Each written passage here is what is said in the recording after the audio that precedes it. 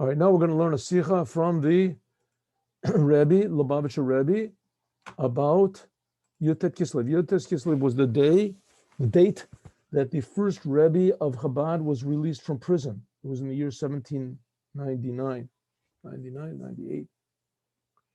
98. And he was imprisoned because he had a lot of enemies, and they forged papers, religious people, and they forged documents, and they brought false witnesses saying that he was planning to make a rebellion in coordination with the Turkish forces. The Russians were fighting against the Turks, and he was going to make a rebellion in Russia. All the Jews would rebel, and that would help the Turks, that would weaken Russia. And the whole thing was made up. Who was the one who forged these papers? The religious Jews. Why did they forge these papers? Because ostensibly because they couldn't bear his success. It was a whole new type of learning that he had, and they had his followers had a totally different attitude toward Judaism, being more happy and being more open, and his opposers thought it was supposed to be serious. Anyways, they made up these reports to the Tsar. They didn't want it to succeed. That's externally. A little bit deeper than that, his teachings were designed to bring the Mashiach, and his opposers, the opposition, they didn't like that idea. It was a little bit too wild. And in addition, he had all sorts of other ideas that all Jews were equal and that all Jews were holy, and that even the simplest Jew, he can be as close to God if he serves God with all of his powers as the biggest Talmudic scholar, and also the biggest Talmudic scholar, he has to what's called do tshuva. He's just as far away from God as, so God is infinitely close to us and God is infinitely far from us.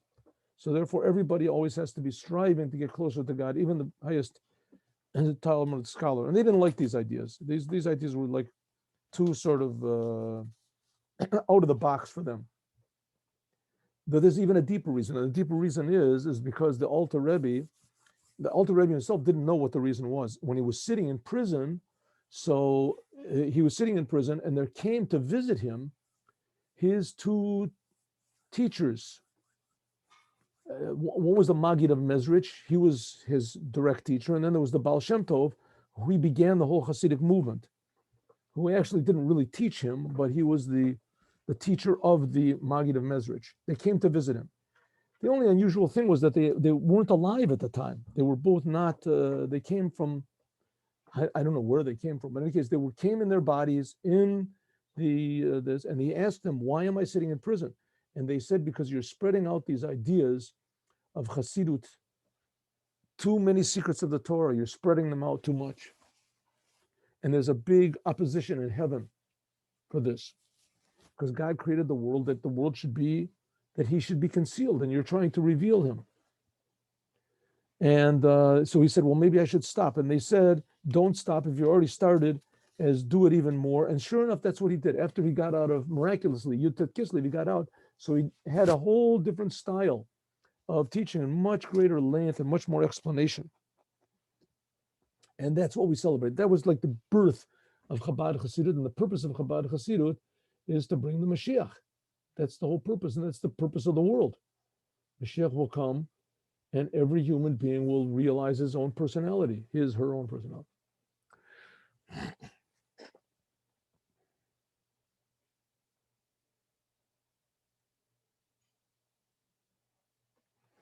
Okay. So here's the story. Yeder everything is bashkacha pratis. Everything that occurs because God wants it to occur. God is making it occur. And it is in coordination with everything else in the world. Everything in the world is connected to everything else. So everything is important in this huge, amazing plan. And nothing is outside of this plan. So that's called hashgacha pratit. God, so to speak, God observes and directs everything that happens in the world. But he gave us an interesting gift. In addition to giving us eyes and ears and intellect and things like that, he gave us free choice. So we have free choice to decide how to interpret this and what to do with it.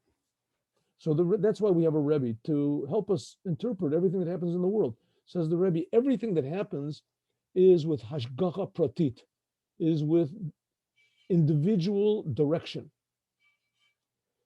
Heintiken Yor, this year is 150 years from when the Alter Rebbe passed away. From the year when the Rebbe passed away. Which he was the founder of Chabad and also of Lubavitch. Also, the first, he didn't live in Lubavitch, his son did. Immediately after his passing away, he founded Lubavitch. Also, this dinner of Tomchei Tamimi that we're making, etc. There's a dinner of all the yeshivas of Chabad are called Tomchei Tamimi. That's the name he gave them. All of the institutions of learning of Chabad are called Tomchei Tamimi.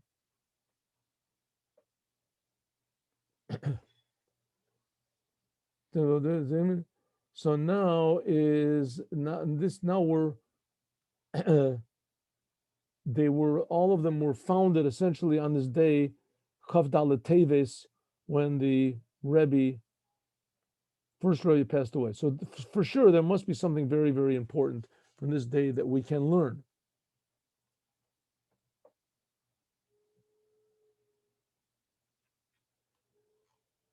Said the previous Lubavitcher Rebbe Yosef Yitzchak, right? The Rebbe, our Rebbe, the one whose picture you always see, right? Here's the picture of the Rebbe.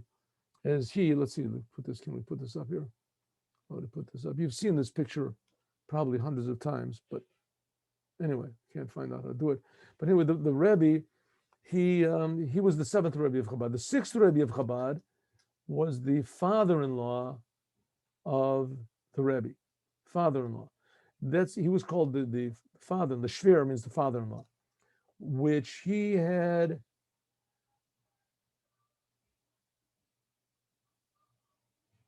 He took all of the yeshivas, Tomchei Tamimim of Lubavitch, he took them into America. He planted them in America, as he heard a lot of stories, he had a lot of stories about the Alter Rebbe. From the many stories, I want to tell one, which I think is in Sugapas. This is very, very fitting for this opportunity that we're sitting, because the Rebbe is talking about the foundation of the yeshivas of Chabad and how the previous Rebbe moved the yeshivot of Chabad, that the main place would be in America, in New York, Crown Heights. That's where the yeshiva is. Here's a story which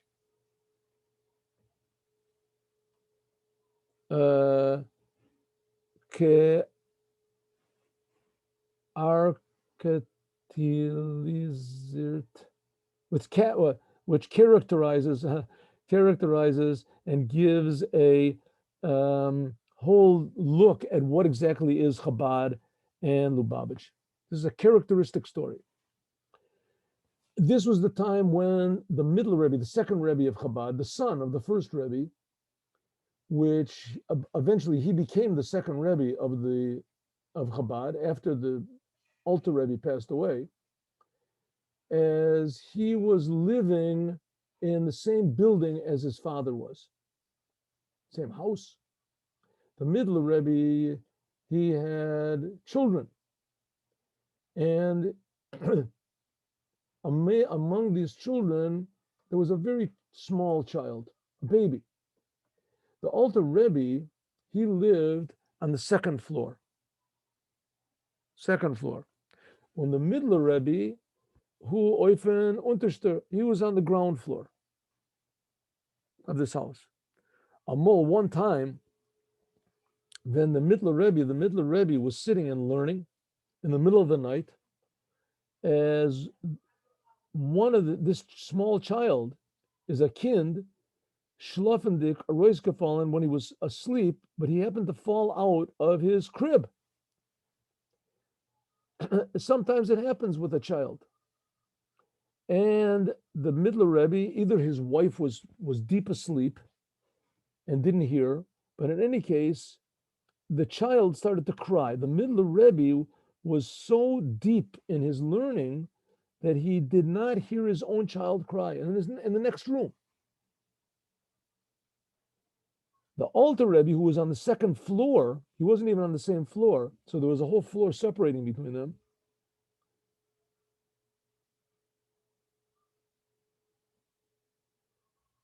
He was further away from the child, but he was also very deep in his learning. But the Alter Rebbe, even though that he was on the second floor, and he was also very deep tifert in his learning, he was deep in his nevertheless, he heard the crying of the child. Hat mafsik gewen, he stopped the learning, he stopped his learning. Arup gegangen, he went down to the first floor, went into the house, and passed his son who was sitting there learning. His son didn't even feel that his father had come in. He was so deep into his learning. He took the child which had fallen down, put him back in the crib, and rocked the crib until he went to sleep.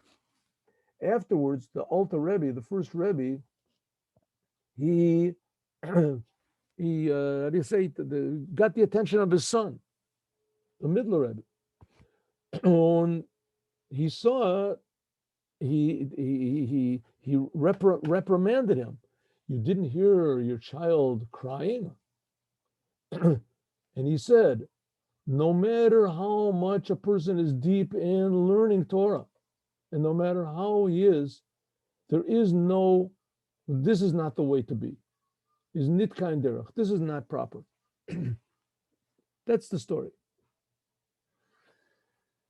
The Rebbe, the Shver, I mean, you can see the tremendous depth and concentration that the Rebbe had. It wasn't that he was a cruel person or an egotist, or he just didn't care, let the child cry, I'm learning Torah. No, he genuinely did not hear him. He was so deep into his learning that he didn't hear his child cry. If he would have known he was crying immediately, he would have gotten up. He just didn't sense it. The previous Rebbe had as upgeteicht. He explained the story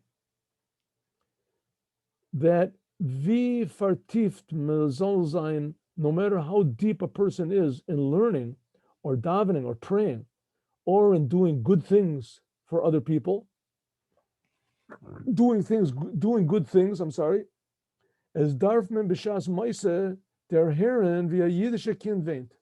You have to hear when a Jewish child cries. Right? You're working in the synagogue and you're doing good things and you're buying books for the yeshiva and you're helping everybody out. But if there's a Jewish child that's crying, you have to hear this. On midarf mafsik zan, you have to stop whatever you're doing. You're praying or you're learning or doing these good things in order as the child should stop crying. That he had had darfen upgelernt, so this he learned from this, that no matter how high a person is, the Alter Rebbe was on the second floor, of course that was physically, but he mean no matter how high a person is spiritually, nit sein und wie groß, git sein und wie groß, no matter how high and how great a person is, no matter how great the things that he is involved in, right, for Newman, vibald, but because there is a Jewish child which demands mont, and he is lacking, as Feltham is lacking something, is lacking Judaism, as we have to stop whatever we're doing and put everything aside on a zait, und suchen eitzes, and try to find some way as their kin that the child should stop crying. Good. What does this mean? What does this mean to us? Right, that we're talking about our children. What about a person that doesn't have any children? Says the Rebbe, there's no such thing.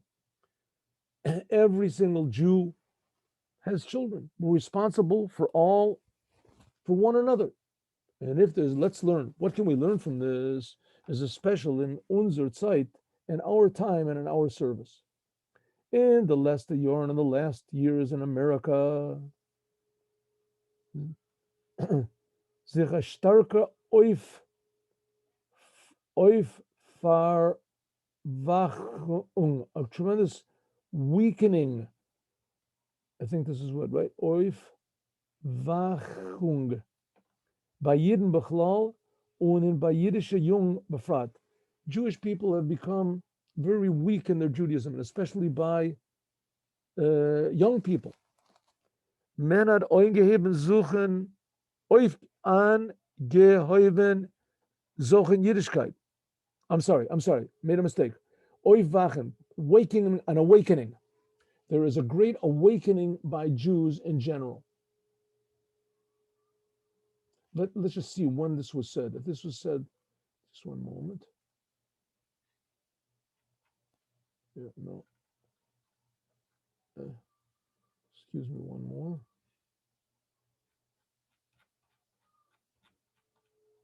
Here it is. No, doesn't say it. Here it is. This was said, Tufshin 1963. 1963. This was said.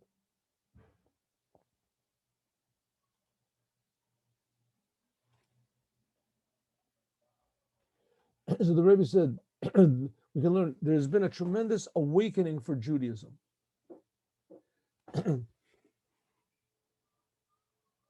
This is even by 80-year-old people, and also by people that are 20 years old, and even a lot of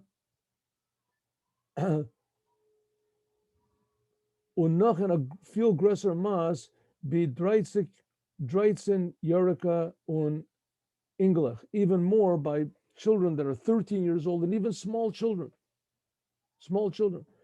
People are looking for Judaism. When a Zoe euch bei junge Verheiter, young people,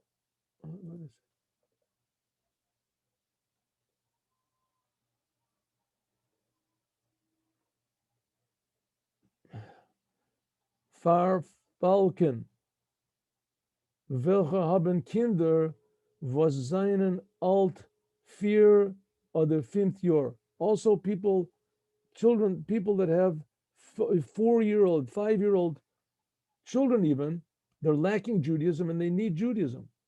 Und euch bei sie, also by them, there is awoken their children, they want Judaism for their children, and the children also.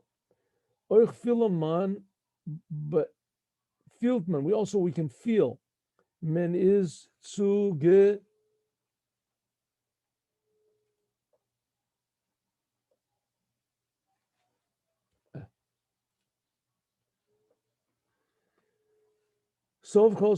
sometimes people feel that, they've come to the truth, they see what their Judaism is.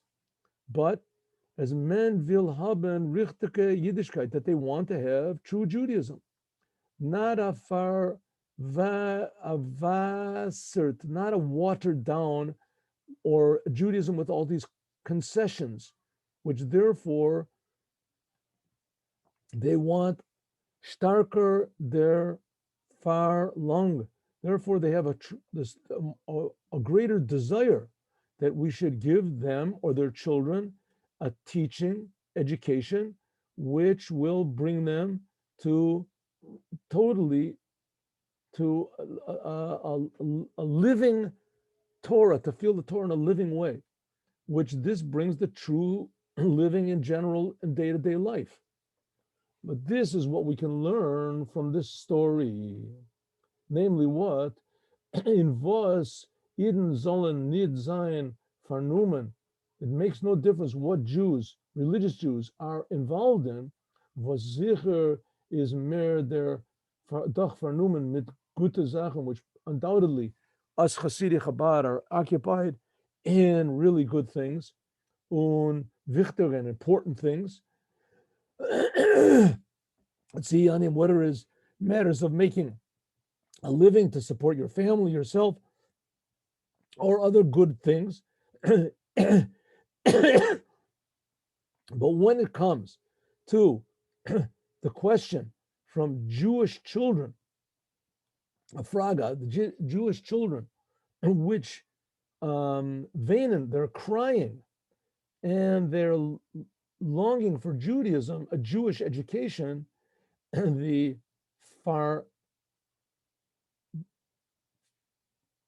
problem and the work, our problem and our work has a far priority. The priority is that we, first of all, have to leave everything we have and deal with these children.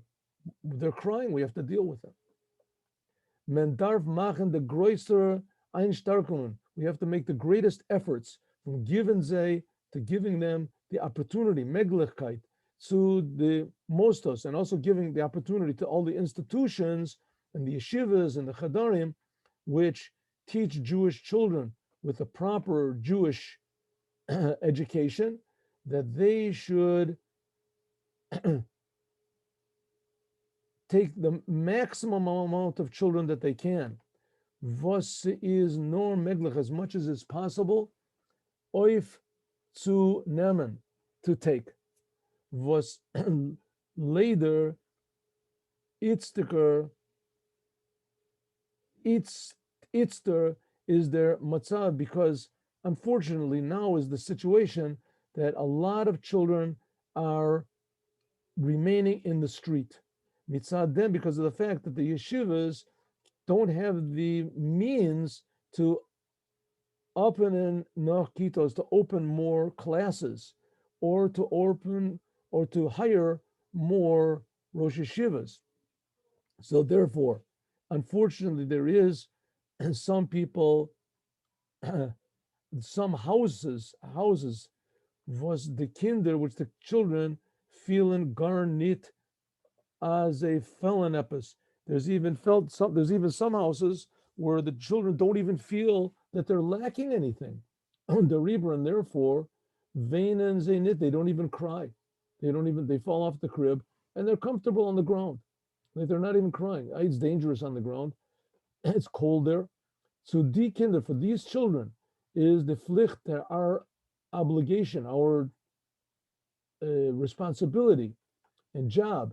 And the Oifgeber, and our the purpose is a Sach Gresser, it's even more. Varum does Gufa was a Vasen, Gornet, the fact is they don't even know anything, that they should be crying. This is an indication as how important it is that Jewish education should reach them even a greater degree. This is one of the purposes of the yeshivas that they should make especially, namely what?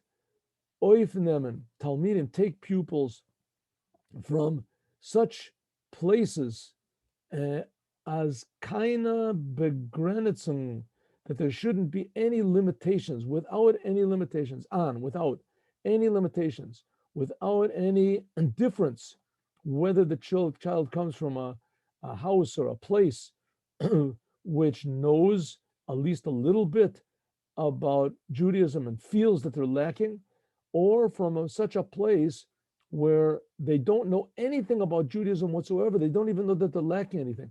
This is really the case, especially in America, yes, but also in Russia.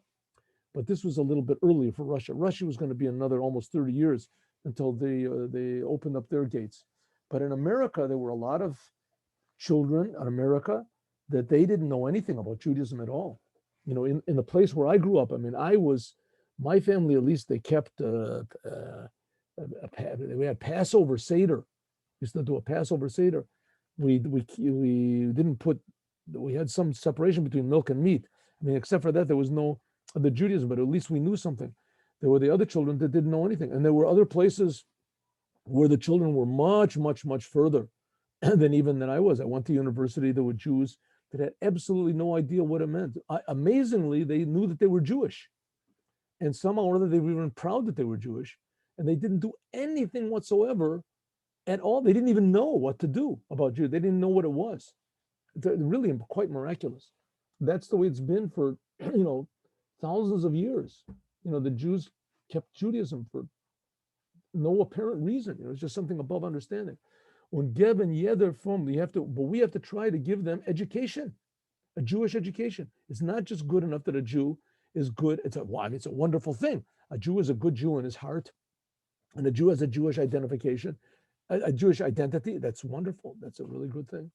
But a Jew has to feel Jewish not just in his heart, but also in his arms and his legs.